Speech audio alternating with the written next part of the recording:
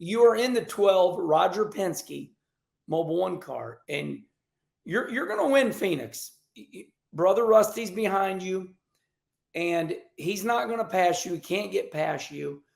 We love Rusty with our life. I'm not where I am without Brother Rusty, but you're going to win the race. I guess it's a fair assessment to say that you didn't stay there because you're his brother. What the hell are you doing, in front of Rusty? I said all the bad stuff just now. So how bad did that hurt when you realized you couldn't stay in the car? Give me your opinion on that whole area right at that time. Well, let me tell you what really hurt. I ended up running. I led that Phoenix race. Forever. Okay. Jeff Burton ended up getting by me and winning the race. I run second. Yeah. The cup race. The cup car. And this, what I'm telling you, this story, this is a non-exaggerated, this is exactly how it came down story. Yeah. Okay. So I run second. We do all the stuff with the team. I walk back. We one time had motorhomes and all that stuff. We were pretty big time, thought we were. So I'm walking to the motorhome lot. Richard Childress is coming from the other direction. We run into each other or, merge together at the gate. He looks at me. He goes, man, you proved to the world you're a hell of a race car driver. He says, how would you like to come drive for me next year? He said, better off, I'm offering you an opportunity to come drive for me next year.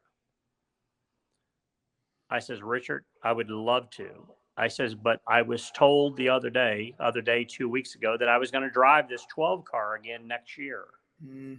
They brought me up to the shop and showed me the Daytona car for next year. And it's got my name over top of the door already. Mm. I says, I regretfully am going to turn you down. I said, I never thought I would ever say something like that in my life to Richard Childress. Yeah. So if you remember, that was the year of 9/11. And we had to make up the makeup race at Loudon the week after Phoenix, Thanksgiving weekend. Thanksgiving weekend, freezing up there. I remember. Yeah. I was in the Penske car. Yeah. So we then go to Loudon and run well up there and come back. And there's a team meeting called on Tuesday at Penske Racing. Now, we just come from running second at Phoenix, go to Loudon, make up the 9/11 race that, tragedies set in that year. We're making it up. As far as I know, I got a solid ride. You're big time. You're big time. But at the same time, my older brother told me, they're going to close that team up, believe me. You're not going to have a ride. Just I'm telling you what's going on. I said, I don't believe you. I says, Tom DeLoge, who was a partner, showed me the car. He said, I don't care what they say. You're not going to have a ride. And I ignored him, So we come back home, and on Tuesday, Monday, they'd sent a note out. Tuesday, come to the shop. Walked in that shop at 9 o'clock on Tuesday morning. Whole team sitting there, and everybody's kind of thinking, getting the congratulations and what's going to, transpire. And here comes Walt Zarnicki walking in. And literally in less than 5 minutes, he fires the whole entire team and says, we're closing up. Oh, my. The 12 car is being closed up. It's not going to exist anymore. And, boy, you're talking about a group of devastated people. And me, of course, because I'm, at that moment, I'm thinking about myself. And well, absolutely. You have to take care of number one. When you're in NASCAR, you fight for yourself. Nobody. So literally a couple hours later, I call Richard Childress, seeing if that opportunity, trying to fill that opportunity. The problem was that opportunity was a week and a half ago, and he had already found somebody to put in the car, and it blew that all apart. So a devastating go from the highest of highs, literally the highest of highs in racing, to the lowest of lows. Right. So you also had Jack Roush wants you to drive his car. What was that story about? This is a great. Jack Roush had reached out to me. I want to know if I would replace Jamie McMurray, drive the Crown Royal car. Without a doubt, love to. That was a huge compliment to me. And he, believe it or not, Zach Brown, who runs McLaren. right? The orange and black cars, the McLaren cars. He had a marketing company back in the day, and he was the guy that brought UPS and Crown Royal and all that into the sport. Zach Brown, who's the head of McLaren today, come to our motorhome, and Carla's in there. He called to arrange a meeting and come and sat in our motorhome at Daytona and wanted to know if I would be willing and open to drive Jack Roush's car. He and Jack would like to have me come drive the car. Crown Royal would like to come and have me drive the car. They got a little hang up, though, not 100% sure, because Irwin, who was a big associate sponsor, they thought did a lot around Jamie, and they hadn't got the clearance from them, but they wanted to have everything in place that, they got everything squared away. And he says, well, other than get the Irwin people, which they're invested in this for a lot of money, he says, I think we got a deal.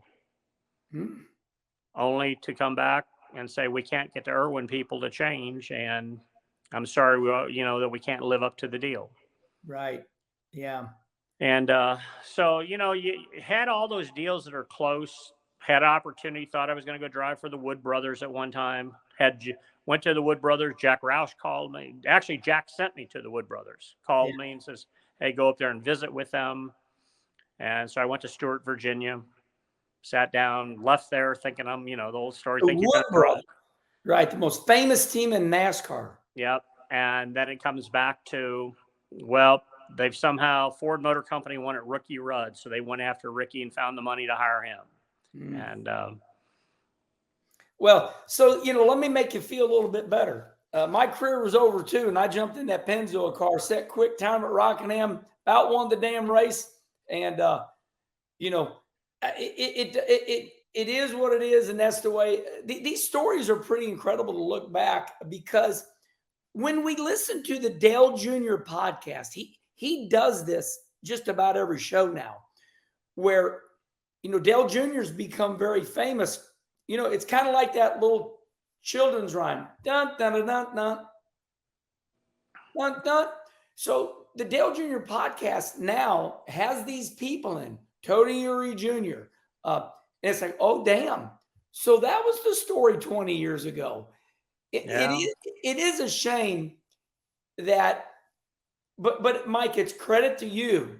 It's credit to you that during those days, you don't go out and go, hey, but Dale Jr. is now making this very famous, where we're hearing the end of these stories.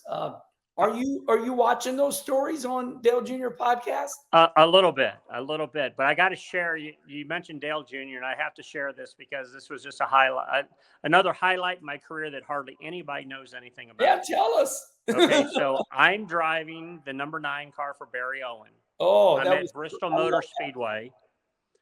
Dale Earnhardt got hurt the week before, or he'd been hurt for like 2 weeks.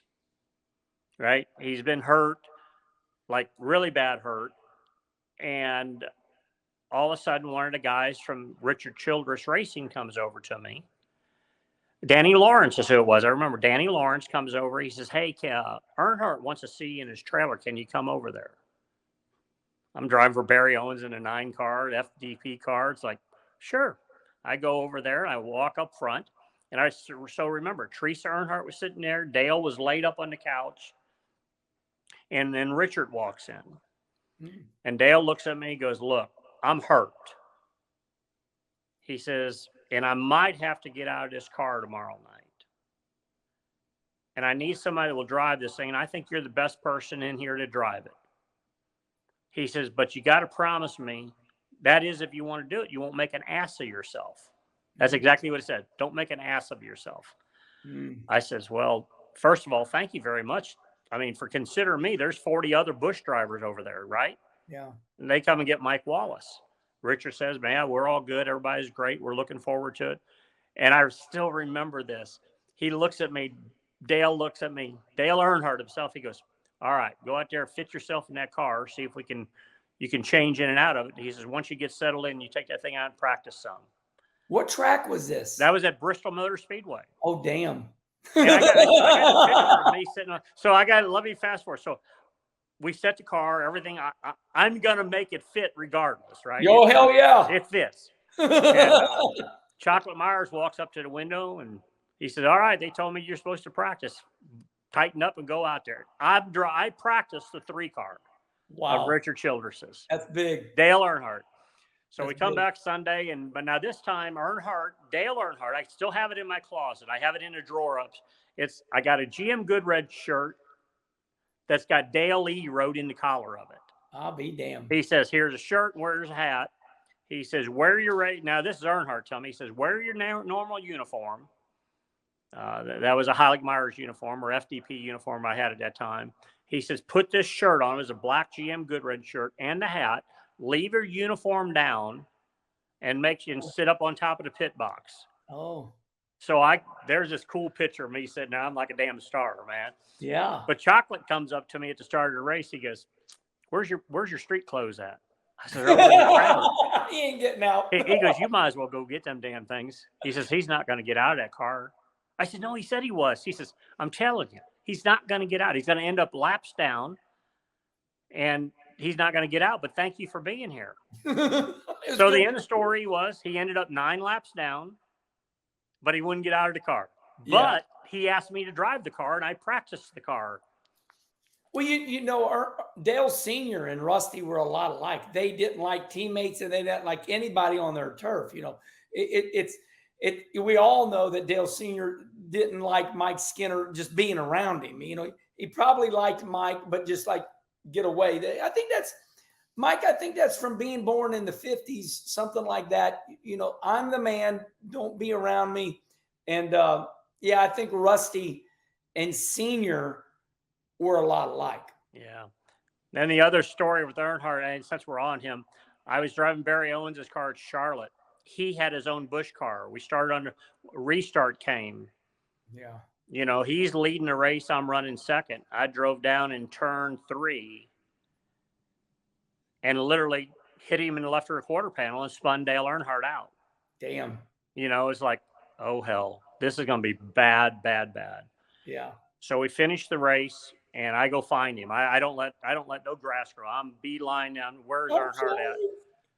And I looked at him, and we'd already created a little bit of this relationship, from up at the farm and stuff like that.